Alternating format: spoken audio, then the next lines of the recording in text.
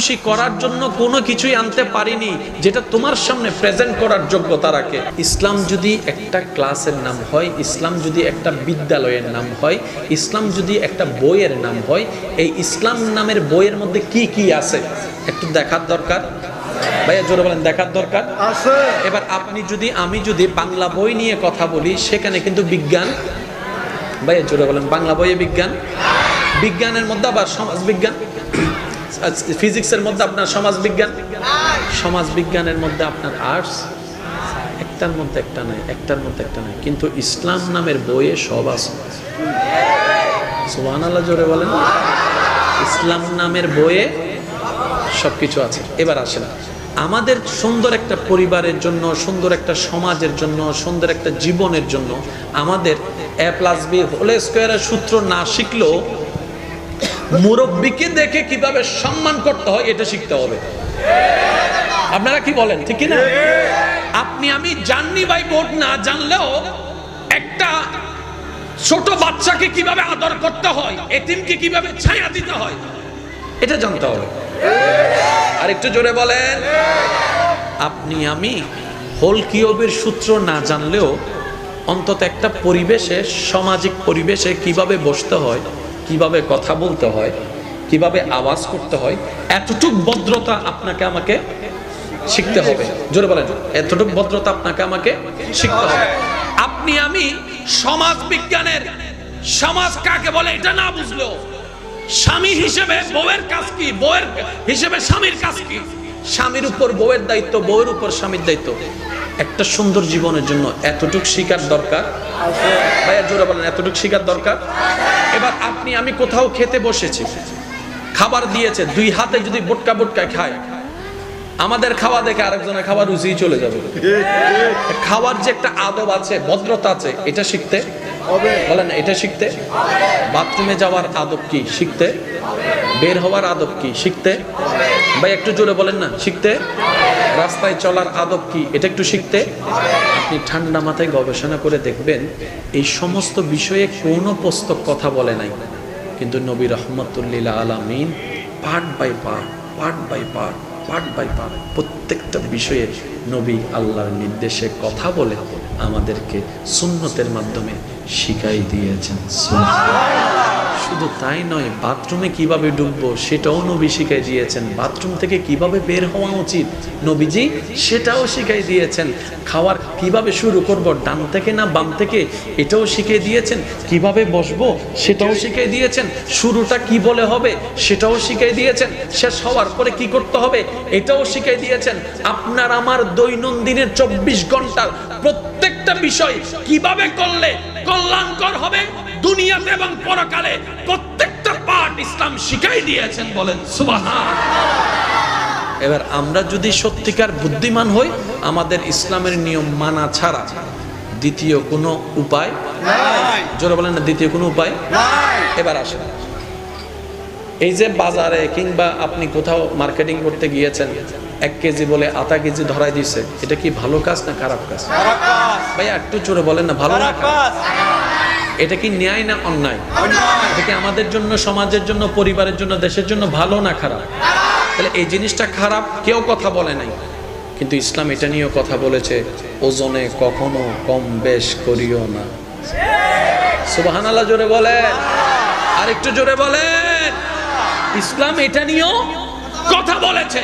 আমি শুধু আমার যুব সমাজের কাছে এতটুক মেসেজ দিতে চাচ্ছি, আমি যখন অন্য জনের কথায় পড়ে ইসলামকে বিভিন্ন জায়গায় ভুল বুঝার জন্য চেষ্টা করছি, ব্রেন ওয়াশ হয়ে, আমি শ্রদ্ধার সাথে আমার ভাই বোনদের কাছে এতটুকু বলি, যেখানে ইসলাম আছে, যেখানে কোরআন আছে, যেখানে সুন্নাহ আছে, যেখানে আল্লাহ আছে, যেখানে নবী আছে, যেখানে আহলে বায়াত আছে, যেখানে সাহাবায়ে কেরাম আছে, যেখানে আউলিয়ায়ে কেরাম আছে, এখানে আর দ্বিতীয় কোনো অপশনের দরকার আমাদের জন্য কমপ্লিট আছে, টোটাল কমপ্লিট আছে। নিতে জানি নাই, ব্যর্থ আমি।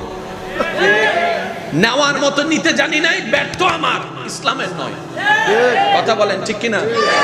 একবার সবাই মিলে দরুদ শরীফ পড়েন, আল্লাহুম্মা সাল্লি আলা মাওলানা মুহাম্মদ ওয়া আলা मौलाना मोहम्मद जग में जब आए मोहम्मद इस्लाम जिंदा हो गए जग में जब आए मोहम्मद इस्लाम जिंदा हो गए। আর ভাইয়া কল তুমি কি হস্টন না সিডেঙ্গে মানুষ তো এত তাড়াতাড়ি অরানন্য মানুষ ন আর জেন্ডে বয়েল হাইলে মানুষ এন্ড তারা বেশি দূরন্য হতা সে বয়েল হাইলে মেড ইন বয়েল হাইলে যারা আসেনি তার একবার হন মারহাবা না না আর কেন ছোট করি হন না ইয়া আওয়াজ বেদিতে ফুল বলি মা বাড়ি গি আই হইন্দা আস্তে আস্তে আর ভাইয়া কল হবেন দেখে জোরে জোরে ডর করে একবার হন মারহাবা। এবার আমি যে কথাগুলো বলছি মনে বসাই নেবেন ইনশাআল্লাহ ইনশাআল্লাহ। আপনার সন্তানকে ডক্টর ডাক্তার ইঞ্জিনিয়ার ব্যবসায়ী চাকরিজীবী প্রবাসী যেটা বানানোর বানান সমস্যা নেই, কিন্তু ওনার ভিতরে দুইটা জিনিস ফিট করে দেন। বেশি কিছু বোঝার দরকার নেই, এতটুকু বুঝেন, দুইটা জিনিস ফিট করে দেন। একটা হচ্ছে আল্লাহর ভয়, আরেকটা হচ্ছে নবী এবং আল্লাহর প্রিয় বান্দাদের প্রতি ভালোবাসা। বেশি কিছু লাগবে না, আমি বিস্তারিত বললে অনেক কিছু আপনার মাথার উপর দিয়ে চলে যাবে, হয়তো আপনি এটা মনে করতে পারেন, সেই জন্য আমি শর্টকাটে বলছি।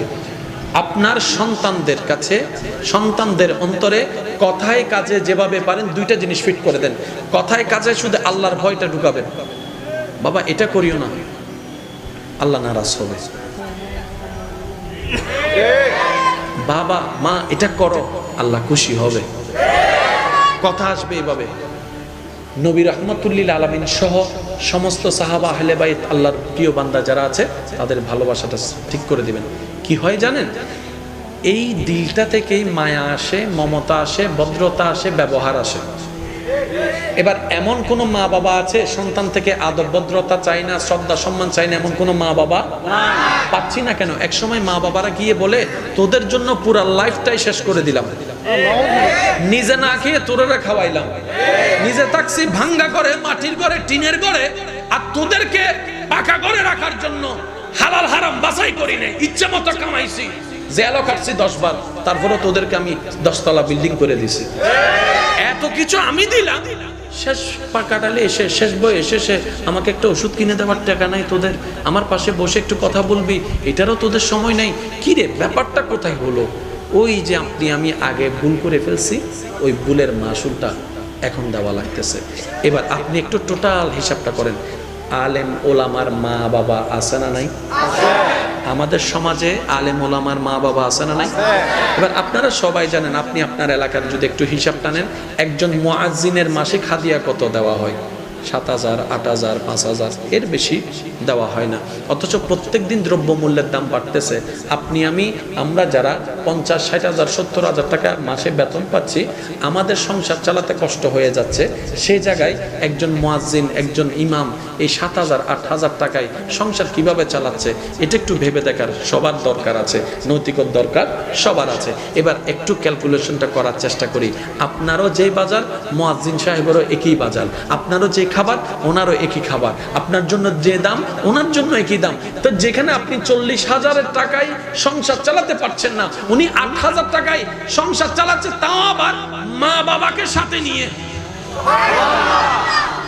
আপনি দেখেন অনেক কষ্ট নেবেন, আমি সবার কথা বলছি না, কিছু কিছু অনেক বড় বড় প্রফেশনাল মা বাবা সাথে নাই, হয়তো গ্রামে আর না হয় বৃদ্ধাশ্রমে, কিন্তু মুয়াজ্জিনের মা দেখেন, খবর নিয়ে দেখেন মুয়াজ্জিনের সাথে আছে। আপনারা একটু সাক্ষী দিয়ে বলেন আছে না নাই? আপনারা আপনাদের এলাকাটা বলেন আছে না নাই? ইমামের মা ইমামের সাথে, ইমামের সাথে, খতিবের মা খতিবের সাথে, মেজরিটি পার্সেন্ট আছে না নাই? আছে। জোরে বলেন মেজরিটি পার্সেন্ট আছে না নাই? আছে। এটা কেন হয় জানেন? এটা হচ্ছে ওই যে ছোটবেলায় শিখেছে বিররুল ওয়ালিদাইন, রব্বির হামহুমা কামা রব্বায়ানি সাগীরা। তো ওনাদেরও কিন্তু রাগ খুব লাগে, কষ্ট লাগে, কিন্তু ওই যে কোরআন হাদিসের ছায়া বসে গিয়েছে মনে, ওই রাগটা কন্ট্রোল হয়ে যায়, আল্লাহর ভয়টা ওই খেদমতটা করার জন্য সহযোগিতা করে। বলেন সুবহানাল্লাহ। 19-20 নাই কোথায়, সব জায়গায় আছে। আমি মেজরিটি পার্সেন্টের কথা বলছি। ঠিক। অনেকে বলবেন অনেকে বলতে পারেন, আমি জানি কোন কথা কিভাবে বলা দরকার। কথা বলেন ঠিক কি না? মাশাআল্লাহ কতনি ছিল কিন্তু বাবাজি এই হানা হাইয়ার উড়ে ফেলা ইতার আল্লাহ আছে না। মাইকের আওয়াজ যতটুকু যাচ্ছে যে যেখান থেকে শুনতে পাচ্ছেন একটু গভীর মনোযোগ।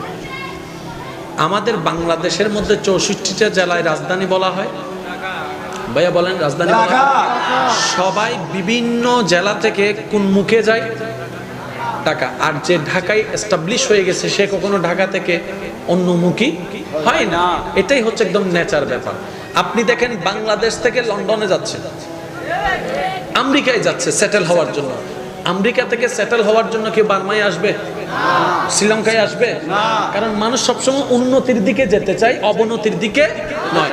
এবার আসেন, আল্লাহ তাআলা সৃষ্টিতে যত সৃষ্টি আছে তার মধ্যে গরু ছাগল শ্রেষ্ঠ না মানুষ শ্রেষ্ঠ? একটু সবাই বলেন কে শ্রেষ্ঠ?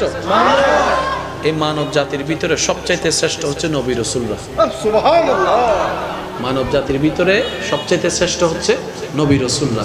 আর নবী রাসূলের লিস্টের মধ্যে যিনি সবচাইতে শ্রেষ্ঠ, আল্লাহ যাকে সবার মাঝে শ্রেষ্ঠ বানিয়েছেন, তিনি আপনার আমার নবী রাহমাতুল লিল আলামিন। উচ্চ আওয়াজে বলেন সুবহানাল্লাহ। ঠিক আছে, ঠিক আছে। এবার আসেন, আল্লাহ তাআলা একটু সরেন, ওই মুরব্বী চেতে যাবে আবার। এত লাডিলই ভিডিও শুরু করলে খবর আছে সরি দেব। একবার বলেন আলহামদুলিল্লাহ। আচ্ছা একটু মনোযোগ দিবেন, একটু মনোযোগ। আল্লাহ তাআলা আমাদের নবীকে পাঠানোর জন্য সারা বিশ্বের মধ্যে কোন দেশ বাছাই করেছেন? জাজিরাতুল আরব। জাজিরাতুল আরব, যেটার এখন বর্তমান নাম হচ্ছে সৌদি আরব। আগে ছিল কি? জাজিরাতুল আরব। আচ্ছা কোন জায়গায়? শুনবেন, এমন একটা পরিবেশ সমাজ যেখানে সব বেশিরভাগ মানুষ অন্যায়ের সাথে যুক্ত, অপরাধের সাথে যুক্ত, যেখানে মদ খাওয়াটা পানি খাওয়ার মতো মনে করত, ওই সমাজে আল্লাহ নিজের বন্ধুকে পাঠাচ্ছেন। আর একটু জোরে বলতে হবে। এখানে আমাদের জন্য শিকার অনেক কিছু আছে, বুঝার অনেক কিছু আছে জীবন নিয়ে। আমি সবার মনোযোগ আকর্ষণ করছি। আপনি আর আমি হলে বন্ধুকে, আপনকে, প্রিয়কে শ্রেষ্ঠ জায়গায় পাঠাইতাম, কিন্তু আল্লাহ তৎকালীন শ্রেষ্ঠ ছিল রুম। আল্লাহ রুমে পাঠায় নাই। আল্লাহ এমন একটা জায়গায় পাঠাচ্ছে, এমন একটা পরিবেশে যাদের চরিত্রের কারণে ওই সময়কে বলা হতো আইয়ামে জাহিলিয়া।